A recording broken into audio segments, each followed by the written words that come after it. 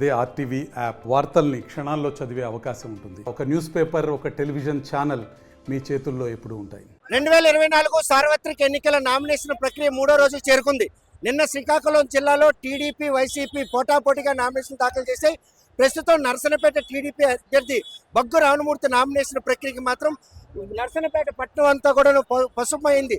ఈరోజు ఉమ్మడి కుటుంబంలో భాగంగా టీడీపీ, జనసేన, బీజేపీ నాయకులందరూ రావడంతో ఈరోజు ఈ జనసంద్రం మాత్రం నరసనపేట చరిత్ర ఎప్పుడు ఇటువంటి జనసంద్రాన్ని చూడలేదు. నామినేషన్ ప్రక్రియకే ఇంత పెద్ద మొత్తంలో జనాలు వచ్చారంటే ఆయన గెలుపు ఖాయం అన్నటువంటి ఒక స్పష్టమైనటువంటి కూటమి అభ్యర్థుల్లో భాగంగా రెండో జాబితాలో స్టిక్కర్ సంపాదించిన రామమూర్తి 2014 ఎన్నికల్లో పోటీ చేసిందే తడుగా ఎమ్మెల్యేగా గెలిచారు.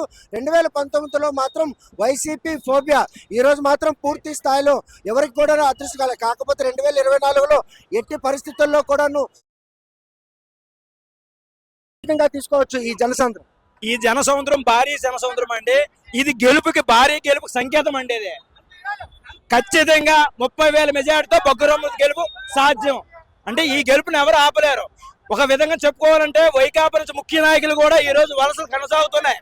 నిన్నే డోహా జగన్ గారు, వెలమకాలం చైర్మన్ గారు, జలమూరు జడ్పేటి త్వరలో జాయిన్ అవుతారు. ఇంతమంది ఆకర్షితులు అవడానికి అంత నమ్మకం ఉన్న 2019 ఎందుకు అటువంటి పరిస్థితి? ఒక ఛాన్స్ ఇచ్చే ఒక ఛాన్స్ మాయలో జనాలు పడ్డారు తప్ప బగ్గు రామమూర్తి తప్పు కాదు. రేపు ఖచ్చితంగా 30,000 మెజార్టీతో భారీ మెజార్టీతో శ్రీకాకుళం జిల్లాలో ఫస్ట్ గెలిచే సీటు కూడా నరసనపేట నియోజకవర్గం అవుతుందండి. వారు మాత్రం తమ అభ్యర్థి గెలుపు నల్లేరు మీద నడకని చెప్తారు. ఏ విధంగా తీసుకోవచ్చు ఈ జనం అంతా కూడా ఇంత నామినేషన్? నరసనపేట నియోజకవర్గంలో బగ్గు రామమూర్తి గారు అత్యధిక మెజార్టీతో గెలుస్తారని మాకు నమ్మకం, ప్రజలకి నమ్మకం. ఎంతమంది జనం వచ్చారా? ఎప్పుడు ఎన్నడూ రాని జనము, ఒక ప్రపంచం కదిలిపోయింది.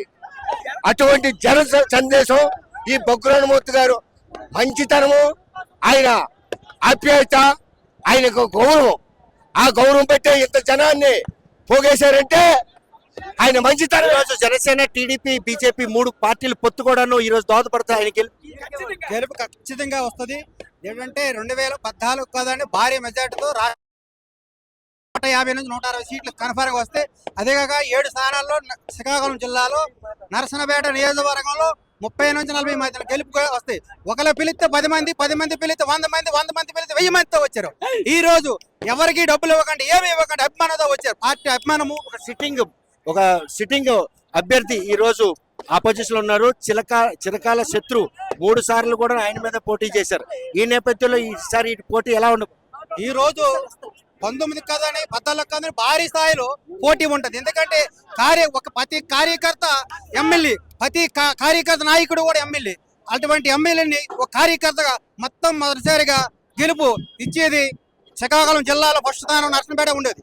అది మేమందరం కోరుకుంటాం. బగ్గు రామమూర్తి భారీ స్థాయి మెజార్టీ గెలిపిస్తాం. చూస్తే కనుక నరసనపేట నియోజకవర్గం పోటీ చేస్తున్నటువంటి ఎవరైతే బగ్గు రామమూర్తి 3వసారి ఈ నియోజకవర్గం పోటీ చేస్తారు. 2014లో అత్యధిక మెజార్టీతో గెలిచిన బగ్గు రామమూర్తి 2019లో అది పార్టీ చరిస్మాయి తప్ప ఆయనతో కూడా గెలుపు.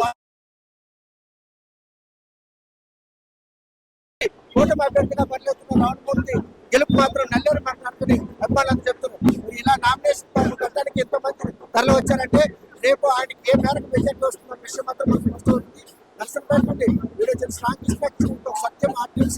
మరిన్ని వీడియోస్ కోసం ఛానల్ ని సబ్స్క్రైబ్ చేయండి. లేటెస్ట్ అప్డేట్స్ కోసం వాట్సాప్ ఛానల్ ని ఫాలో చేయండి.